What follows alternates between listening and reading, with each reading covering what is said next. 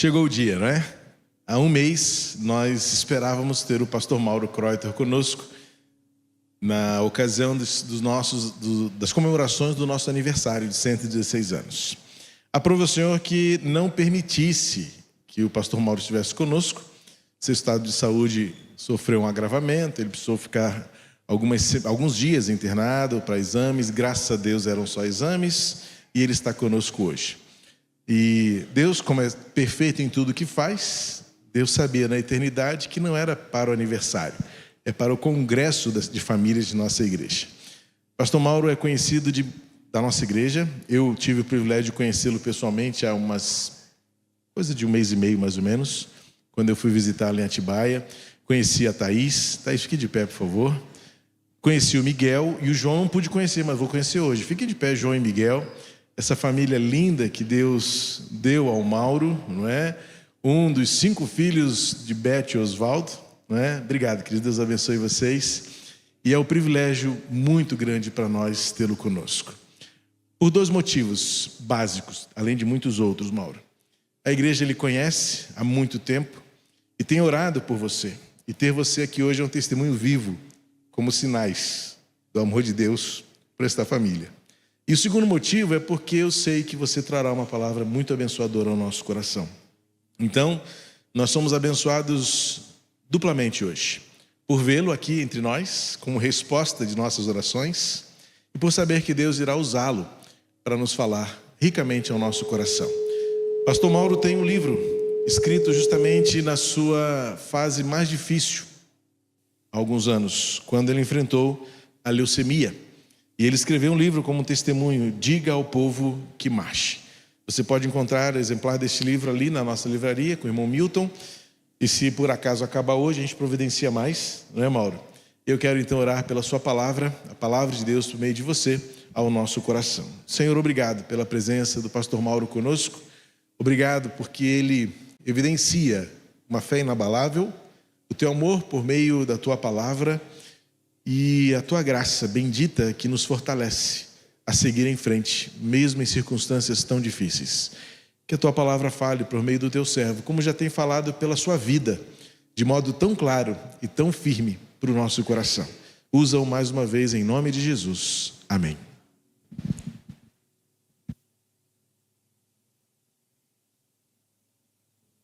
Amém. Glória a Deus, amém?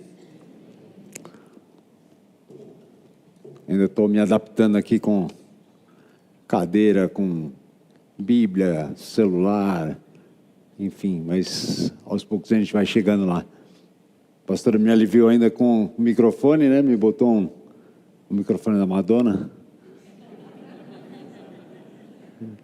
Nunca preguei com isso aqui, mas vamos a gente chegar lá, né? E eu sou grato por poder estar aqui nessa manhã, não só por poder compartilhar com vocês algo que Deus colocou no meu coração, mas por saber que estar aqui hoje é uma resposta à oração de muita gente, né? Como o pastor falou, há 3 anos atrás eu tive leucemia, passei por transplante, enfim, foram vários fatores que nos trouxeram até aqui. Há um tempo, acho que 1 mês e meio, 2 meses, 1 mês atrás, o pastor falou para mim, não, vai trazer uma palavra para nós, vai estar com a gente junto com a igreja, e a gente pode... Preparei tudo, estava tudo pronto para estar aqui, e a gente não conseguiu estar aqui porque estava em uma das internações, foram muitas, né? Foram acho que 9 internações até agora. Eu espero que tenha acabado, acho que minha cota já foi. Mas a gente pôde, 20 minutos antes de começar o culto, a médica entrou no quarto e falou assim, você vai ter alta. Eu falei, agora não adianta mais. Mas Deus sabe de tudo, amém? E não era para a gente estar 1 mês atrás, talvez era para a gente estar hoje, e a gente vai compreender isso talvez no final. Poder estar aqui junto com vocês é um grande prazer, porque eu sei que num congresso de família, numa igreja onde eu fui criado, eu brinco que eu nasci na igreja, quando a igreja ainda era um hospital, né? Eu nasci, frequentei essa igreja durante muito tempo, né? Eu olho lá para trás, aquela portinha que tem ali no fundo, a gente chegava no final do culto, assistia o culto ali naquela porta, mais ficava fora do que dentro, mas Deus dá um jeito em todas as coisas. E talvez teu filho não esteja aqui hoje, mas vai chegar uma hora em que ele vai estar. A resposta vai vir. Continua orando, amém? Continua orando, porque a minha mãe e os meus pais, na verdade meu pai e minha mãe, eles continuaram orando por mim, e hoje eles têm o prazer de estar aqui, vendo o filho trazendo uma palavra. Talvez vocês não gostem do que eu vou falar, mas eu sei que pelo menos uma meia dúzia que eu trouxe, para você no final falar para a gente, não, valeu, foi muito bom. Vocês sempre vão achar que foi bom, né? Minha esposa sempre vai achar que foi ruim, e eles sempre vão achar que foi bom. Mas quando o pastor me convidou para estar aqui, eu comecei a pensar sobre o que falar sobre o tema de família, né? E compartilhar. Talvez o testemunho não daria tempo, porque a gente tem pouco tempo para poder falar todas as coisas que aconteceram nos últimos 3 anos. Foram 3 anos bem intensos, tem sido 3 anos bem intensos, né? Eu escrevi esse livro que fala do transplante e da leucemia, mas que não fala da parte da herpes zoster. Quando eu achei que já tinha passado tudo, que já tinha acabado, já não tomava mais remédio, já estava curado, a Bíblia me pega de surpresa, a palavra de Deus me pega de surpresa, e eu, talvez para nós foi uma surpresa, mas para ele nunca foi. Ele sempre soube não só o que eu passei, mas o que a gente vai passar mais para frente. Mas quando eu fui chamado para estar aqui, eu comecei a pensar sobre como estar aqui presente, o que trazer, o que compartilhar com vocês. E o pastor começou a ministrar aqui sobre a família, e ele falou sobre Adão. Eu falei, pastor, fica quieto, não fala nada, senão a gente vai ter que falar, né? E, enfim, a palavra que eu queria trazer também é sobre Adão, mas para mim estar aqui hoje, além de ser um grande prazer, é todo um trabalho para a gente poder estar aqui, né? Eu cheguei aqui quase na hora que o culto estava começando, mas eu acordei 8 horas da manhã, até tomar banho, até fazer todas as coisas. O meu filho que me deu banho hoje, eu falo que ele deu banho no Papai Reborn, né? Eu sou moderna, né? De última geração, né? Mas foi um parto para a gente poder chegar até aqui, mas a gente chegou a tempo, né? A gente pôde completar aquilo que Deus está fazendo. E eu queria que você abaixasse a tua cabeça, fechasse os teus olhos um período, e a gente pudesse buscar de Deus, porque talvez você tenha vindo aqui ouvir o que eu tenho para falar, e eu de mim nada tenho a oferecer, mas aquilo que Deus tem para falar com você, que Ele possa penetrar o nosso coração, que Ele possa penetrar a nossa alma, e a gente possa entender aquilo que Ele quer ministrar às nossas vidas nessa manhã. Pai, nós te agradecemos por essa manhã. Nós queremos te pedir que o Senhor esteja aqui presente, que o teu Espírito Santo esteja nesse lugar, e que nós possamos sair daqui repletos da tua presença, cheios daquilo que o Senhor tem para ministrar às nossas vidas, e que as nossas famílias, se precisam ser restauradas, sejam restauradas nesse dia. É assim que nós oramos, em nome de Jesus. Amém. Glória a Deus. Queridos, eu queria que você abrisse comigo a palavra de Deus lá em Gênesis. Se você está aí com a tua Bíblia, abre comigo em Gênesis no capítulo 3, no versículo 4, onde Deus tinha olhado para Adão, tinha formado, a primeira família foi formada por ele, e ali ele compartilhou a palavra dizendo assim, a palavra compartilha dizendo assim: então a serpente disse à mulher, é certo que não morrereis, porque Deus sabe que no dia em que dele comerdes, se vos abrirão os olhos, e como Deus, sereis conhecedores do bem e do mal. Vendo a mulher que a árvore era boa para se comer, agradável aos olhos, e árvore desejável para dar entendimento, tomou-lhe do fruto, e comeu, e deu também ao seu marido, e ele comeu. Abriram-se então os olhos de ambos, e percebendo que estavam nus, cozeram folhas de figueira e fizeram cintas para si. Quando ouviram a voz do Senhor Deus, que andava no jardim pela viração do dia, esconderam-se da presença do Senhor Deus, o homem e sua mulher, por entre as árvores do jardim. E chamou o Senhor ao homem e lhe perguntou: aonde estás? Deus faz uma pergunta para Adão, perguntando para Adão aonde ele estava, aonde ele se encontrava. E toda vez que eu leio esse texto, eu penso: Adão podia saber brincar de tudo, mas esconde ele não sabia. Quando Deus olha para ele e pergunta: Adão, aonde você está? E ele pergunta para Adão onde ele se encontrava. Deus já sabia onde Adão estava. Deus sabia onde Adão tinha se escondido. Deus sabe de todas as coisas. Ele sabe que você está aqui nessa manhã, amém? Ele sabe que eu estou aqui nessa manhã. Então, Deus sabe de tudo. Deus compreende todas as coisas. Deus sabe onde a gente está. Mas mesmo assim ele pergunta para Adão: Adão, aonde você está? E eu fiquei pensando sobre isso. Aonde que Adão se encontrava? Aonde Adão estava? Onde Adão se enxergava? Onde ele se via naquele lugar?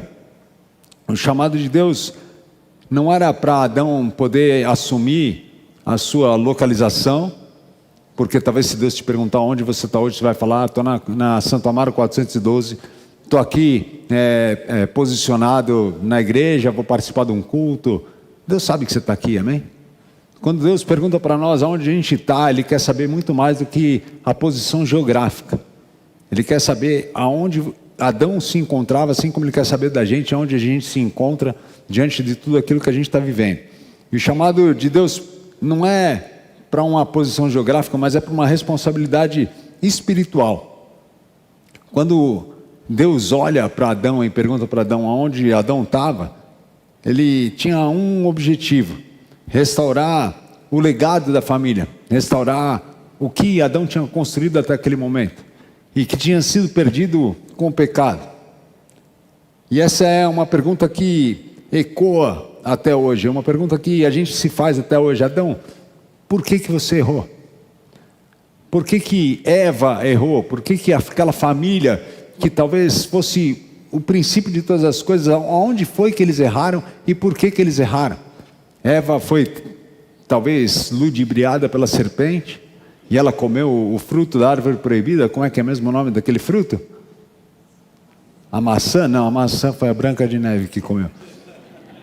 A gente não sabe qual é o fruto, mas é o fruto do conhecimento do bem e do mal.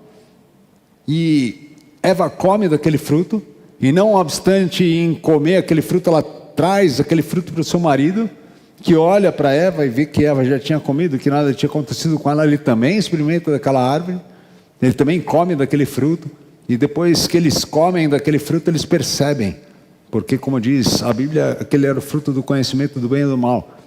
Talvez por tudo que eles conheciam, tudo que eles sabiam até aquele momento, era saber que as coisas boas aconteciam, mas a partir daquele momento ele começa a conhecer também o mal, ele começa a conhecer o pecado, ele começa a conhecer aquilo que afastava ele da presença de Deus. E quando Deus chama Adão, Deus sabia onde ele estava, Deus sabia o que ele tinha feito, e ele fala: Adão, por que você chegou nesse lugar? Por que você está aí onde você está? E isso é o que Deus falou comigo durante a leitura da palavra. Enquanto eu preparava essa ministração, eu falei: por que a gente está onde a gente está? Por que a gente pega? Porque Adão podia ter chegado para Eva e falar: Eva, você comeu do fruto? O problema é teu, eu tenho várias costelas, Deus faz outra. Está aqui, ó. Deus tira outra costela, faz outra mulher para mim, é um problema teu com o pecado, você vai se virar com ele. Mas quando a gente olha para aquilo que Adão perdeu, aquilo que Eva perdeu, é muito mais do que ter sido tirado do jardim. Eles foram tirados da presença de Deus, e o pecado ele tira a gente da presença de Deus, amém? Ele nos retira de onde a gente está e nos coloca para fora, porque quando a gente olha para a história de Adão e Eva, a gente vê que eles, todos os dias, Deus visitava aquele jardim na viração do dia, e tinha um tempo de conversa com eles, de bate-papo com eles. Eles podiam conhecer tudo o que eles estavam vivendo, conversar com Deus e falar: olha, descobrir um fruto diferente, descobrir um animal diferente. Eles tinham a oportunidade de sentar com Deus e conversar como que tinha sido o dia deles. Assim como nós também temos a oportunidade todos os dias de sentar com Ele e conversar como foi o nosso dia, amém? E aquela família que Deus tinha formado, todos os dias eles tinham a oportunidade de conversar com Deus, mas quando eles pecam, Deus tira eles do jardim e eles perdem aquilo que eles tinham de mais precioso, que era poder ver Deus visitando a vida deles todos os dias. O pecado, ele nos afasta da presença de Deus. Mais do que experimentar o fruto, mais do que conhecer o bem e o mal, mais do que qualquer outra coisa, o que eles perderam foi a presença de Deus na vida deles. Assim como talvez um pai ou uma mãe acaba perdendo a presença do seu filho quando comete alguns erros, comete algumas falhas, quando há um divórcio, por exemplo, o pai é tirado do convívio familiar, ou a mãe é tirada do convívio familiar, e no passar do tempo a gente olha e fala assim, será que o que o filho mais perdeu foi os pais estarem separados? Não, o que o filho mais perde é estar longe da presença do pai, estar longe da presença da mãe, não ter mais aquele convívio familiar que é algo tão precioso para nós, amém? Quando a gente tem a oportunidade de estar junto, quando junto a família, a gente pode estar junto, a gente vê o quão gostoso é a gente poder estar junto, o quão precioso é a gente poder estar junto. E ele se esconde. Versículo do 8 até o 10 fala a respeito disso, fala do quanto Adão se escondeu, e diz assim: quando ouviram a voz do Senhor Deus, que andava no jardim pela viração do dia, escondeu-se da presença do Senhor Deus, o homem e a sua mulher, por entre as árvores do jardim. E chamou o Senhor Deus ao homem e lhes perguntou: Adão, aonde você está? Ele respondeu: ouvi a tua voz no jardim, e porque estava nu, tive medo e me escondi. Será que aquilo que Adão tinha de mais precioso tinha sido perdido? Com certeza. Mas ele reconhece a condição que ele estava. O pecado gera nele uma vergonha. A Bíblia fala que ele cobre a sua nudez com uma folha de figueira, a sua esposa também cobre com uma folha de figueira. Eles se escondem atrás de um arbusto, atrás de uma árvore. Eles estão ali com vergonha de Deus, e o pecado ele faz isso. Ele nos tira da presença de Deus porque ele nos traz a vergonha da presença de Deus na nossa vida. Eles foram retirados da aplicação, da presença de Deus, e a pergunta que Deus me faz é, assim como faz para vocês, e Ele fez para mim primeiro, mas traz para vocês nessa manhã, é o que tem feito a gente se esconder? Será que a gente tem se escondido da nossa família quando a gente vai para o trabalho, quando no nosso dia a dia, a gente tem se escondido dos nossos filhos, a gente tem se escondido em alguns traumas? Porque quando a gente olha na nossa vida, a gente olha e vê, poxa, tem tanta coisa errada, mas também eu tenho um motivo para estar. Eu tenho um motivo para viver o que eu estou vivendo. Queridos, ninguém tem mais motivo do que eu. Quer dizer, sei lá se tem ou não tem. Mas eu olho para a minha vida e eu vejo, eu teria qualquer motivo para estar sentado ou estar na minha casa assistindo um vídeo pela internet, que eu acho fantástica a ferramenta da internet para você poder assistir um culto, mas ao mesmo tempo eu não consigo assistir um culto pela internet, porque eu gosto disso aqui, ó. Eu gosto de estar, eu gosto de gente, eu gosto de estar junto. Eu lembro na pandemia, quando eu comecei a ministrar, e aí não podia mais abrir a igreja, não podia mais estar junto com todo mundo, aí tinha que ministrar, né? Eu falei, eu vou para a igreja, ministro do altar, mas pode não ter ninguém na igreja, mas eu vou estar lá, porque eu preciso estar junto, porque se acomoda. Minha mãe brincando, ela falava assim, eu volto para a igreja desde que tem um banco desse aqui só para mim. Eu falei, mas para que você quer um banco só para você? Ela falou, porque agora eu costumei assistir o culto deitada. Então assim, eu deito no banco e assisto. Acho que por isso que colocaram esses banquinhos menores aqui na frente, para poder deitar. Porque o banco grande fica, né, gigante para ela deitar. Mas muitas vezes a gente se esconde daquilo que a gente está vivendo, daquilo que a gente poderia viver, arrumando desculpas. E quando a gente olha para Adão e para Eva, a gente vê que ninguém assume a culpa daquilo que tinha feito. Eva coloca a culpa na serpente. Adão, ele não coloca a culpa em Eva, ele coloca a culpa em Deus. Ele fala, a mulher que você me deu, ou seja, se você não tivesse me dado essa encrenca, eu estaria aqui tranquilo. Mas não, olha quem você foi colocar do meu lado. Todo mundo procura uma desculpa, todo mundo procura uma justificativa para o seu erro. E talvez as nossas grandes falhas sejam essas.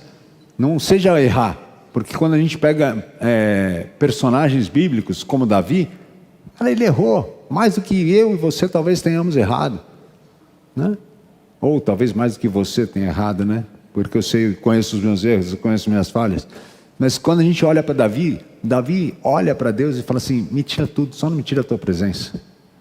É como se Davi estivesse no jardim e falasse assim para Deus, me tira tudo, só continua me visitando todo dia. Se eu vou perder o reinado, se eu vou perder o título, isso pouco importa. O que importa para mim é poder estar na tua presença, é poder estar junto. E eu sei que esse erro que Adão e Eva cometem, essa falha que eles cometem de não assumir os seus erros, também traz consequências para as gerações que vêm depois. Caim mata Abel.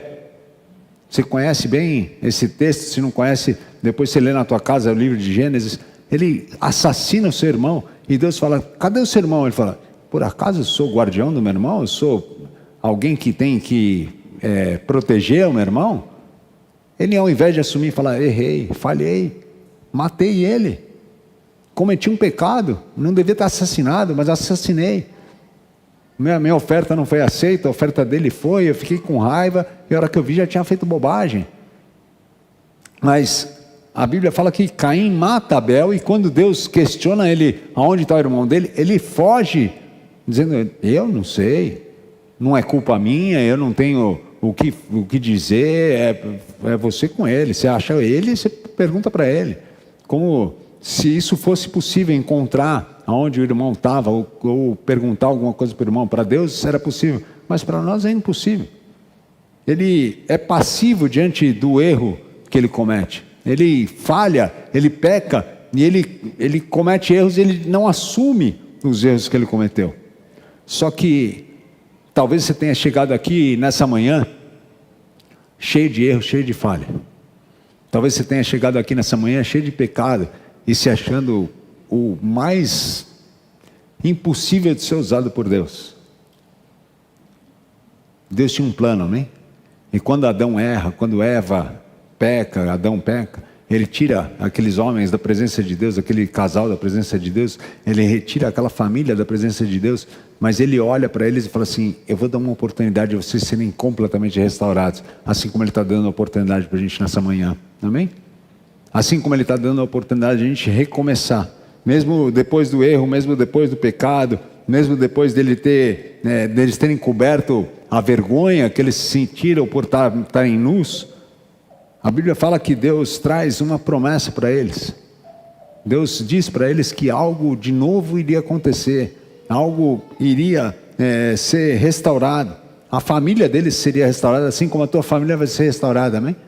Talvez você esteja aqui hoje e a tua família esteja completamente destruída. O que Deus está falando para nós é, vai haver um tempo em que Ele vai restaurar a tua família, vai restaurar o teu casamento, vai restaurar os teus filhos, vai restaurar todos aqueles que estão ao nosso redor, amém? Adão começa a ver a restauração de Deus na vida dele, não pelas consequências que vêm sobre Caim e Abel, mas sobre a família dele quando ele tem um novo filho. A Bíblia diz que Adão e Eva tiveram 9 filhos, e o primeiro deles é Sete.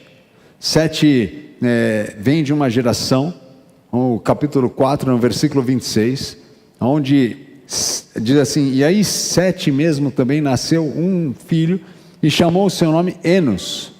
Então se começou a invocar o nome do Senhor. Sabe qual que é a minha responsabilidade e a tua? Fazer com que a nossa família volte a clamar pelo nome de Deus. Tudo isso tinha sido perdido. Eles olhavam no dia a dia, eles tinham sido retirados da presença de Deus, Deus já não participava mais do que eles faziam, mas quando ele tem Sete tem Enos. A Bíblia fala que Enos, através de Enos, a família que vem os filhos que vêm de Enos, né, essa linhagem que vem, eles começam a invocar a presença de Deus. Eles começam a clamar a presença de Deus, e tudo aquilo que tinha sido perdido é restaurado, assim como na minha família, na tua, aquilo que um dia foi perdido vai ser restaurado também, amém? Assim como os teus filhos, teus irmãos, teus pais, um dia se perderam. A Bíblia fala que, eu não sei vocês, mas eu e a minha casa serviremos ao Senhor. Vai chegar um tempo em que todos vão estar de volta. Vai chegar um tempo em que aqueles que se perderam vão voltar para a presença de Deus. E não só estar na presença de Deus, mas invocar a presença de Deus, clamar para que Deus faça presente todos os dias da sua vida. Deus providenciou uma nova linhagem através de Sete. Através de Sete veio Enos, através de Enos veio os filhos, e os filhos começam a clamar, a invocar o nome de Deus. Mais do que orar, eles começam a ter comunhão com Deus. Mais do que falar para Deus aquilo que eles queriam, eles começam a ouvir também aquilo que Deus queria. E talvez muitas das coisas que a gente faz, a gente apresenta para Deus, mas a gente não tem ouvidos para escutar aquilo que Ele está querendo fazer com a gente. Deus está querendo ouvir a tua voz. E assim que Ele ouvir a tua voz, Ele vai ouvir a voz dos teus filhos, dos teus netos, dos seus bisnetos, Ele vai ouvir a voz de todos eles. Eu não sei o que te levou a pecar. Eu não sei o que te tirou da presença de Deus, o que fez com que você fosse colocado fora do jardim. Mas a Bíblia fala que quando Deus te colocar de novo no jardim, quando Ele te restaurar aquilo que foi perdido por conta do pecado, não só a tua vida, mas a vida dos teus, daqueles que vão vir depois de você, também vão ser restaurados também. Eles começam a ter comunhão com Deus. Eles mostram espiritualidade, eles mostram aquilo que tinha sido perdido por conta do pecado, mas agora restaurado através da vida de Enos. Pode demorar uma geração, pode demorar 2, pode demorar 3, pode demorar quantas forem, mas a minha responsabilidade é a tua. Não está ligada àquilo que a gente vive no nosso dia a dia, mas faz com que as próximas gerações também possam se voltar a Deus. Se hoje eu estou aqui, é porque eu tenho um pai e uma mãe que oravam, mesmo sabendo que os filhos estavam longe de Deus. Minha mãe recebeu uma profecia dizendo que ia ter um filho pastor. Aí ela olhou para o profeta e falou: um falso profeta na minha frente. Eu falaria a mesma coisa na época, né? Mas passou o tempo. E hoje, quando eles veem um filho pregando, um filho trazendo uma ministração, né, pastoreando uma regional, uma igreja, não só uma igreja, mas algumas igrejas da região, ela olha para trás e ela fala assim: aquele homem tinha razão, aquilo que ele falava acontecia. Mas isso só pode acontecer porque quando ela escutou o que ela ouviu daquele rapaz, daquele profeta, ela não desistiu daquilo que ele tinha falado. Apesar dela não acreditar, ela olhava e falava assim: eu posso não acreditar no que ele disse, mas para os meus filhos vão voltar a Deus, eles vão. Naquela época, todos os filhos estavam encaminhados, trabalhando. Vai parar, vai voltar a estudar, cuidar de uma igreja. Está difícil de ver um filho convertido, ver um filho agora pastoreando uma igreja, mais difícil ainda. E quantas vidas já não foram alcançadas através daquilo que a gente tem vivido? Mas porque eles nunca desistiram. Nunca desista da tua família. O pastor me convidou para trazer uma ministração sobre família. Eu falei: quem sou eu para falar de família? Mas eu comecei a pensar: o quão importante é criar os filhos no caminho do Senhor. O quão diferente isso vai ser lá na frente. Talvez alguns anos, talvez algumas gerações para frente. Né? Netos, bisnetos. Mas se você permanecer firme, toda a tua casa vai servir ao Senhor. Todo mundo vai se voltar a Ele. Eu tive o prazer de acompanhar pela internet, porque eu não podia estar presente. Os meus filhos foram fazer uma missão no sertão do Rio Grande do Norte. E aí chegou lá o mais novo, o Miguel, conheceu um pastor que tinha abandonado o chamado dele, porque as pessoas não davam bom dia para ele. Eu não sei quem que falou que vão dar bom dia para você, mas alguém deve ter falado para ele. Ele falou: abandonei. O mais novinho, com 9 anos, olhou para a mãe e falou assim: que infantilidade, né? como é que pode abandonar o chamado de Deus para a vida dele porque não dava um bom dia para ele? Quem foi que falaram que não dava? Acho que porque ele deve ter visto que ninguém dá bom dia para o pai, né? Mas ele olhava e falava: que infantilidade, como é que pode abandonar tudo porque alguém não te deu bom dia? E talvez não foi por conta de um bom dia, talvez não tenha sido por conta daquilo que ele vivia no dia a dia dele, mas talvez isso já tinha nascido no coração dele lá atrás. Ele está só procurando uma desculpa. Para de tentar achar uma desculpa. Aquilo que Deus está querendo fazer com a nossa vida, Ele vai fazer. Se você procurar desculpa, Ele vai te convencer de que a tua desculpa está errada. Ele vai fazer com que a tua família se volte a Deus. Você comece a orar pelos teus, orar pelos teus filhos, orar pelos teus netos. E um dia todos eles vão se voltar ao Senhor. E eu creio que um dia toda a tua família vai estar aqui junto com você. Talvez hoje, você sozinho, olhe para o lado e fale assim: está difícil de eu ver alguém da minha família comigo. Todos. Quando você chegar, olha para o banco que você está sentado e fala: todo mundo vai sentar aqui do meu lado. Guarda um lugar para eles. Fala: posso sentar aqui do teu lado? Não, tem gente sentada aqui. Ele não sabe ainda, mas ele vai sentar aqui do meu lado, né?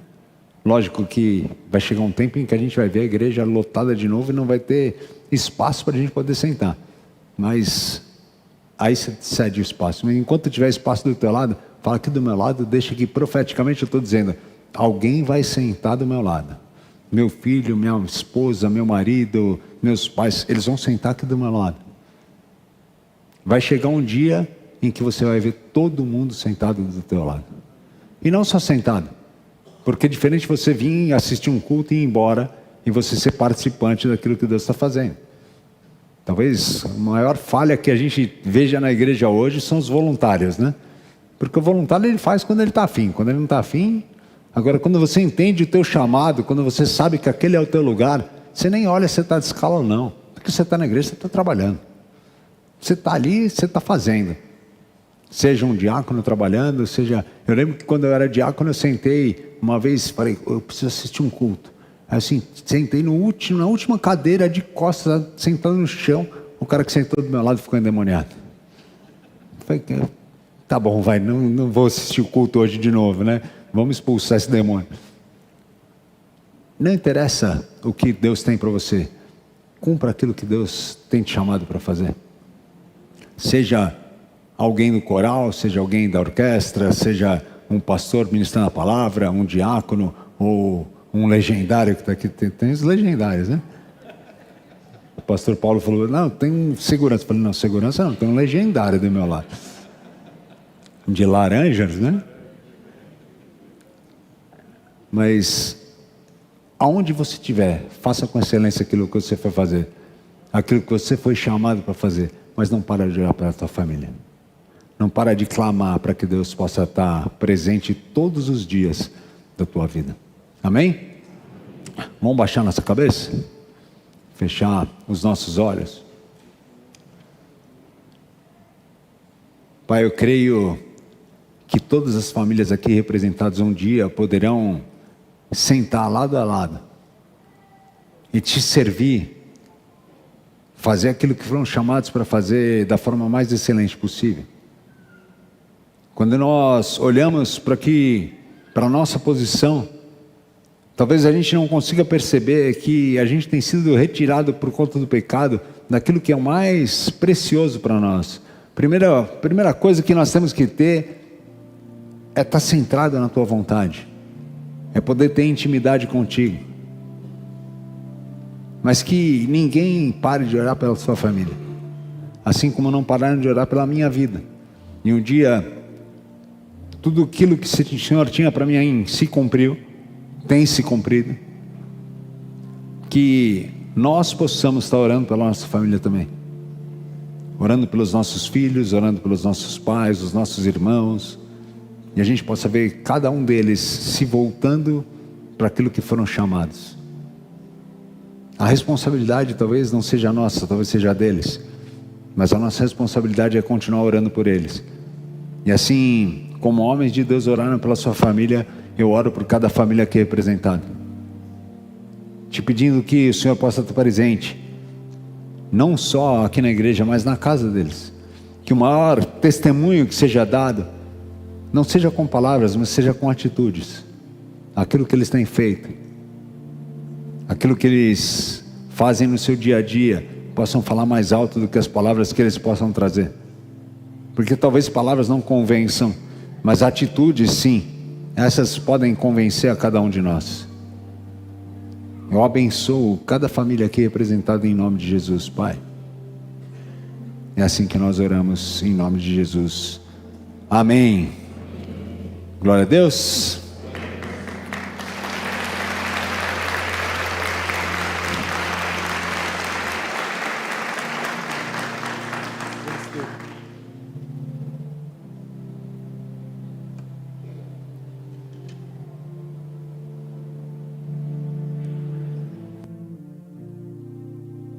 Som. Quem esteve ontem conectou de forma muito perfeita a palavra de Deus para a gente.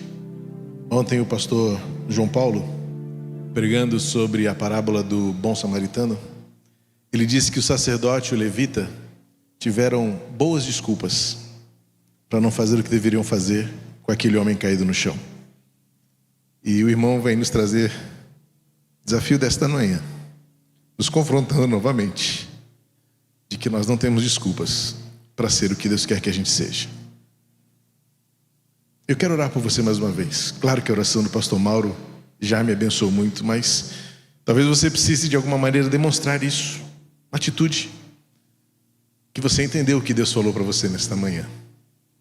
Talvez pais aqui angustiados por seus filhos, filhos também tristes por seus pais não estarem andando na verdade, ou um cônjuge que esteja aflito porque o seu cônjuge não está ao seu lado aqui em culto, ou talvez em casa.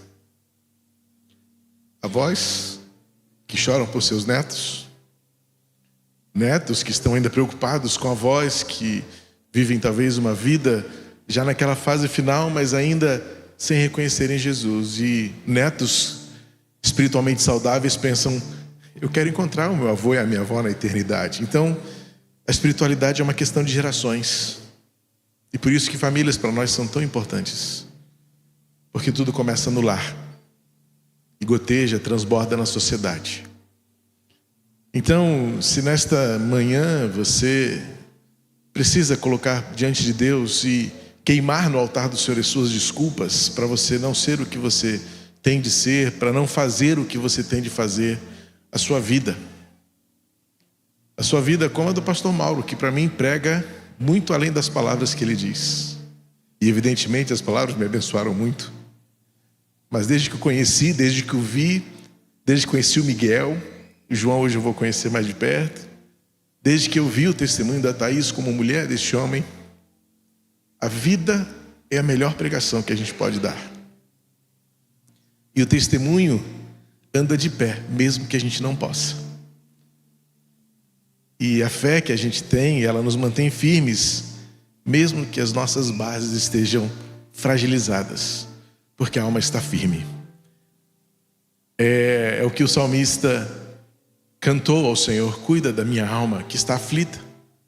E como o poeta cantou no hino: vai tudo bem com a minha alma. Mesmo que talvez que os meus pés vacilem, mesmo que eu me sinta triste em alguma circunstância, a minha alma está bem com o Senhor. E como é bom ver alguém cuja alma está bem com o Senhor, apesar das circunstâncias. Qual é a sua desculpa? Deus me confrontou ontem e hoje me confrontou de novo, porque eu não tenho desculpas para ser quem Deus quer que eu seja, como pai, como marido, como homem nessa sociedade, como pastor dos irmãos. E eu quero colocar a minha vida diante do Senhor mais uma vez. E se você tem esse desejo, fique de pé onde você está. E se você tiver um desejo ainda mais forte, venha aqui à frente comigo, vamos orar juntos. Porque eu não quero ser como Adão. Eu quero ser como os filhos de Sete, que invocam o nome do Senhor e que veem o Senhor restaurar uma geração após a outra o que Ele preparou para nós. Vamos orar? Se nesta manhã você quer iniciar este culto colocando diante do Senhor a sua fraqueza, eu vou estar aqui, nós vamos orar juntos como família.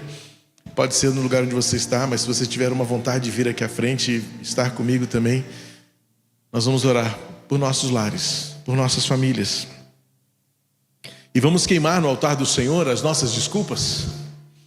Vamos oferecer ao Senhor como brasa viva as nossas justificativas, que tanto fazemos para dizer: Senhor, não dá, não consigo, não tenho jeito, deixa eu ficar aqui escondido, para que o Senhor nos tome pela mão e nos guie e nos guarde e nos fortaleça e nos faça a nossa alma estar bem, apesar das circunstâncias. Vamos invocar o nome do Senhor, orar por nossos filhos, orar por nosso casamento, orar pelas nossas dispensas, orar para que Deus nos encontre, não escondidos, mas achados, não perdidos, mas salvos. Pai querido, obrigado mais uma vez por esta manhã tão preciosa. Obrigado, Senhor, pela mensagem vivida por teu servo, pastor Mauro, sua família. Obrigado pelo seu testemunho e obrigado pela mensagem trazida à luz da tua palavra, ensinando-nos nas Escrituras o nosso lugar, onde tu nos encontras, mesmo tentando nos esconder de ti. O Senhor nos achas, o Senhor nos confrontas, mas o Senhor nos curas. E na tua graça e na tua misericórdia, o Senhor costura as vestimentas para nós, nos dando o que precisamos para seguir, apesar da vergonha, apesar da queda, apesar da fraqueza, apesar da dor. O Senhor nos supres. E o Senhor nos fazes ver numa nova geração os teus planos fielmente se cumprirem. A tua palavra profetizada, a tua vontade revelada se tornarem vida em nós, nos nossos filhos e nos filhos dos nossos filhos. Torna-nos bem-aventurados, torna-nos abençoados por ti.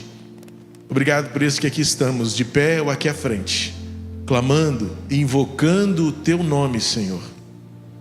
Obrigado porque é nessa nossa fraqueza que começa a nossa força. Obrigado porque agora na nossa queda, que nós invocando o teu nome encontramos o recomeço, assim como fizeste com os filhos de Sete, assim como fazes conosco todos os dias, nos dando um novo começo. Graças te damos e bendizemos o teu nome, no nome de Jesus. Amém e amém. Dê um abraço que está perto de você e diga: Deus abençoe sua vida, em nome de Jesus. Que Deus lhe fortaleça, que Deus lhe engrandeça, em nome de Jesus.